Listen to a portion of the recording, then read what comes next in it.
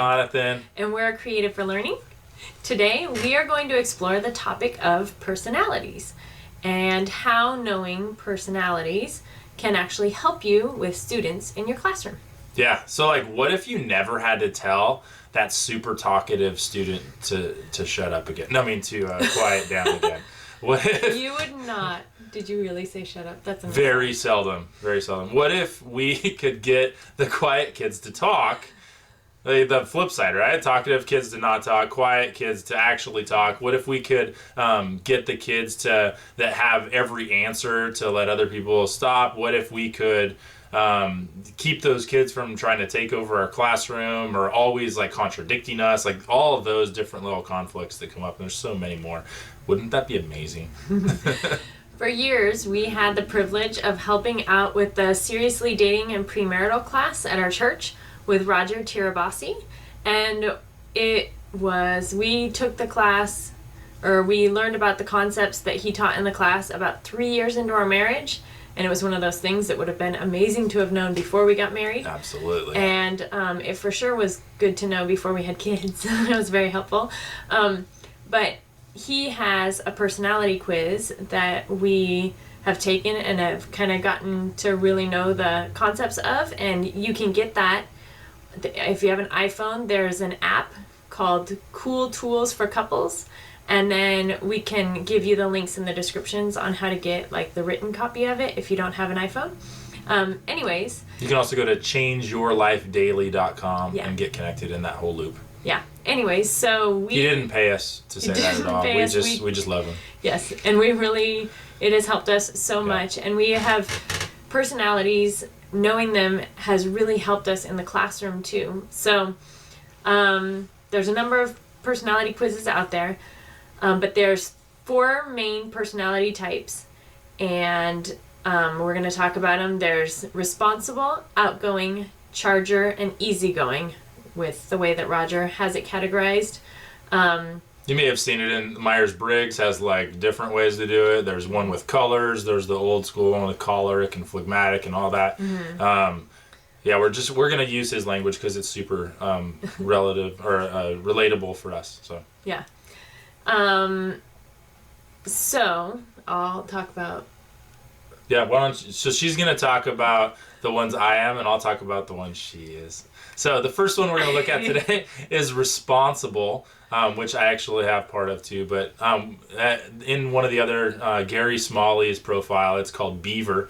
And so the responsible personality type is the kind of person who cares a lot about the details and getting things right.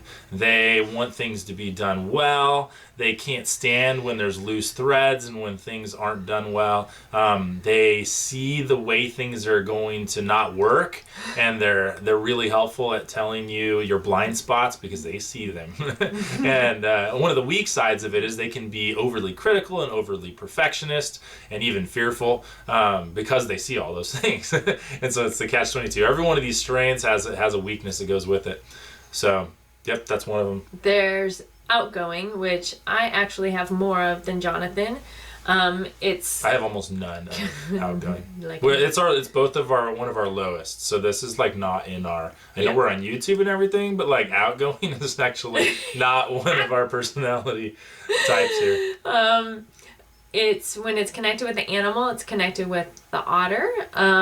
And outgoing is like the life of the party. It is the person that likes to have lots of fun, likes to change things up a lot, and is really somebody that people are oftentimes drawn to. Some of their weaknesses is they're disorganized and they're not the best at time management. Yes, and then I'm smiling because I have the weaknesses of outgoing and not many of the strengths. But then charger, Jonathan is extreme charger.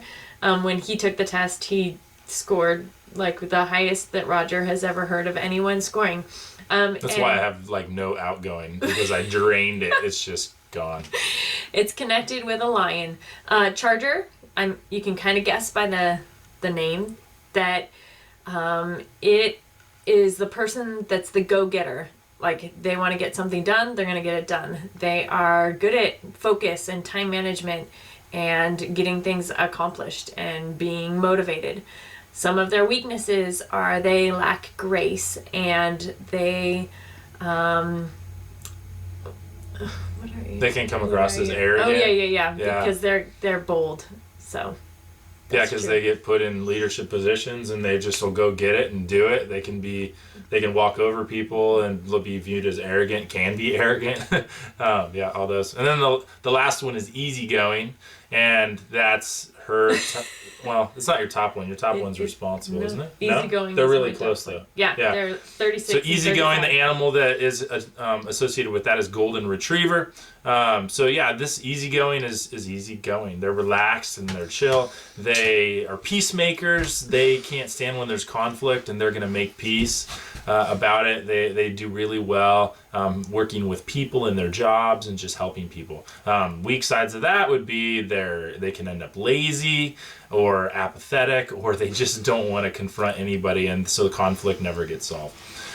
So those are the personality types. They're general, but they are our kids and they are our people. Yeah. Mm-hmm. So how can we see who our students are? How can we see this in our classroom? Yeah. So when I first had this idea, when we were in the premarital class, I thought, aha, what if I did this with my students? I might actually learn something about them. And oh gosh, as I started doing this, and I learned who my students were, and I helped my students learn who my students were. Mm-hmm. So many things were solved and explained in the classroom. So I would teach them at the beginning of the year. It's one of the first things I do in the first week of the year is I do a little 2-day activity on personalities, and I teach the personalities, and I have them do a little profile from Roger's book, and we go through it. And then from there, like I teach them who they are. Like like you're a blend of these. You're not just one, but like these are look for your strengths. These are your weaknesses. Be aware of them. And so we get a common language, and we use that language all year. Then I put them on my seating charts. Like I put right there, outgoing charger. Charger responsible, easy, and so then I can see who my classroom is. Mm-hmm. And so lo and behold, first time I did this, there's that whole section right in the middle that was so talkative I had such a hard time with. Guess what they all were? Outgoing. Not just that, they were outgoing chargers, and it is kind of one of the things I noticed about the difference between even honors classes and regular classes. My honors classes were loaded with charger outgoings and outgoing chargers, and my other classes weren't.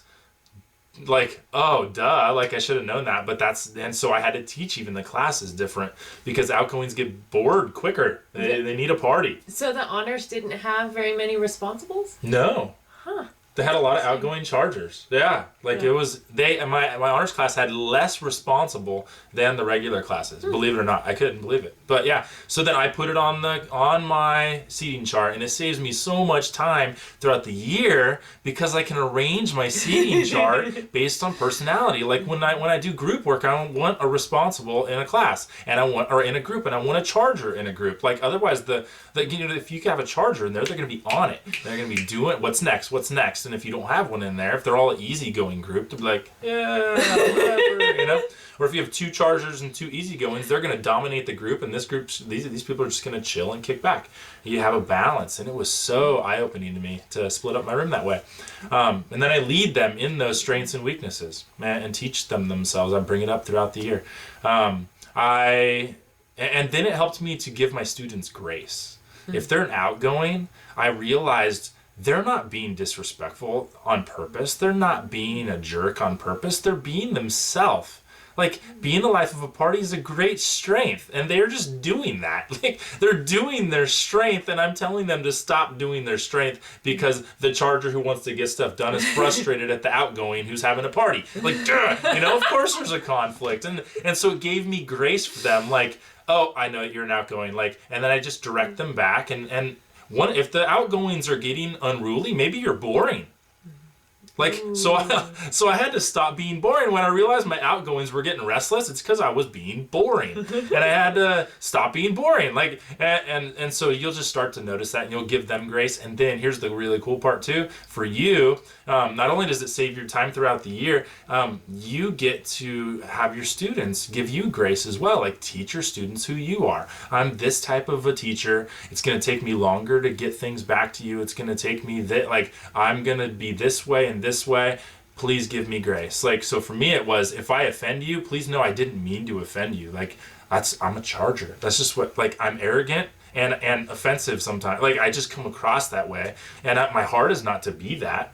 And so would you please give me grace and tell me, please don't just run away and like hold it against me forever. Like, and so we got to know each other, and that's what I want. Like, in my class is an environment of respect and understanding. Think if we could respect and understand each other. It was amazing.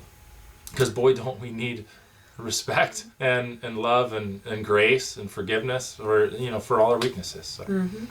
So the conversation for today is, how do you think a grasp of personalities could help you with your students? And has anyone else tried this before? Yeah. And yeah. So check out the link and go and learn those things, learn about yourself, and let's do this together. Thanks. Share your thoughts.